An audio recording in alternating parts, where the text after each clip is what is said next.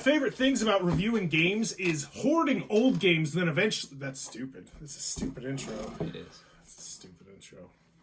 Times to Remember is a game about stuff. Let's talk about it.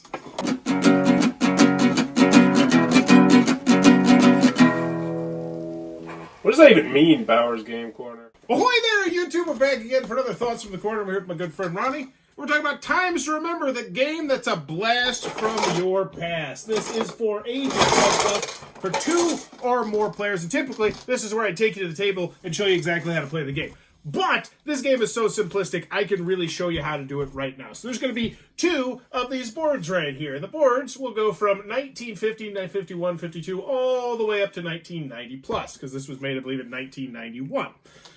Each player / team is going to have one of these boards. You're also going to have this little racco thing, which is completely unnecessary, but it is going to harness 7 of these little doodads right here. Now, these are clips that you are going to clip on your board to predict a time period. So, for instance, if I take this 7-year clip and I clip it right onto here, whatever years I'm covering would be... What would be the years that I predict? So, for instance, this one covers the 7-year period, so I can put it from 1982 to 1989. So that's the core mechanism of the game. What you're going to do is each single round, someone from one of the teams is going to roll the dice, and it's going to say either TV, Hollywood, this and that, music, headlines, or wild. And then the other person is going to read one of these questions. So this is like a Trivial Pursuit-like question. There's 5 different questions on here. But the real star of the show is this cool little plastic holder right here, which makes it so that you cannot see the answers, which are behind this one right here, but you can only read the questions. So whoever didn't roll the dice is going to read the question out loud, and then both teams are then going to take one of their clips, they're going to put it on here, and then you're going to reveal it at the same time. You're going to reveal the answer. And if you got the correct time period on your clip, then your clip goes back into the box. And the first team to get rid of all 7 of their clips is going to win the game. And if you didn't get it right, then you put the clip back in your clip holder. Roll the dice, ask a question, put the clips on, rinse, wash, repeat over and over and over and over again until someone gets rid of all their clips. Pretty concise. What'd you think about Times to Remember, Ronnie? So I think I have about one con with the game, really. Why is it a 2-player game? It does. Why is it it's a trivia game? Why? There's no 2-player aspect to it. It's just, there's 2 boards, so that's why it's a 2-player game. They could have easily, I think, shrunk this down and just shrunken everything. Because it feels like this is a huge box. Like, this box is there's really literally no reason it's a 2-player game. Or 2 parties, 2 teams. You could have 40 people. Yeah, but I mean, if you just had another board and more clips, it could be a 3-player game. Like, or there's nothing game, that makes it a game. 2-player game. So why is it a 2-player game? Yes. Now, one thing that we obviously need to address, the elephant in the room, is that it was made in 1990, so it has incredibly dated questions. So we're not going to hammer on the fact that it's super dated. Whatever. I only had one con. Why is it a 2-player game? So you're with me on this, potentially, that the core gameplay aspect's pretty cool.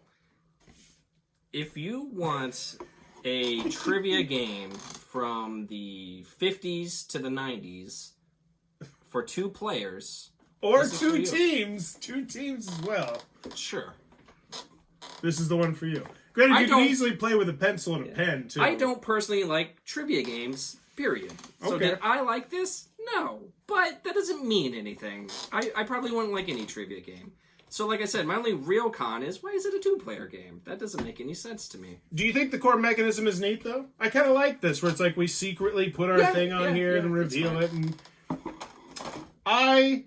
also don't have many cons with this. I would love to see an updated version of this, but with your big con being, I would love if they made the components smaller and included more, or made them the same size, but included more, and all you gotta do is get rid of these. Like, you don't need these. Yeah, I really feel like this should be, like, 6 to 8 players, or whatever.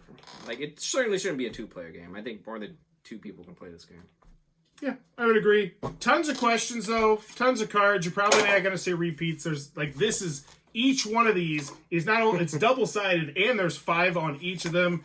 I like the idea of the wilds. I like how it gets progressively more difficult. Like the 7-year one is pretty easy to hit, but then you get down to the 1-1. It's almost like darts a little bit, where it's like, oh, I got to get that last specific number, and it's like you got to hit it right on the head.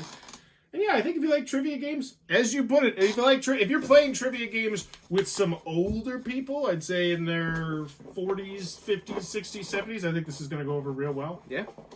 If you're playing with younger people, I think... I was born in '89, so this was 2 years old when I came out. But the core concept, I think it's solid. I'd love to see a company revisit this in the future, this basic idea. But should people buy it? So here's the question I always asked.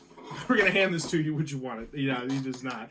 I'm not going to keep it. Like I said, the only con is that it should be more than 2 players. But if you're looking for a trivia game from the 50s to the 90s, this is perfect for you. If you have 2 people playing. Yeah. Otherwise... Well, teams. You get in teams. You're so anti-teams. Strong, independent. Don't need no team.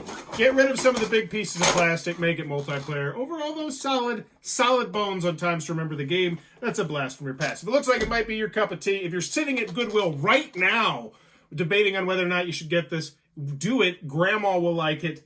And be sure to click on that subscribe button down below as we try to reach 30,000 subscribers in 2023, because 30 is a cool number. And as always, thanks for your time, YouTube. This video is brought to you by all of my amazing Patreon supporters, and I would love it if you would join their ranks and have your name immortalized in the end of many of my videos for the end of time. But consider for only $1 a month, and as always, thanks for stopping by.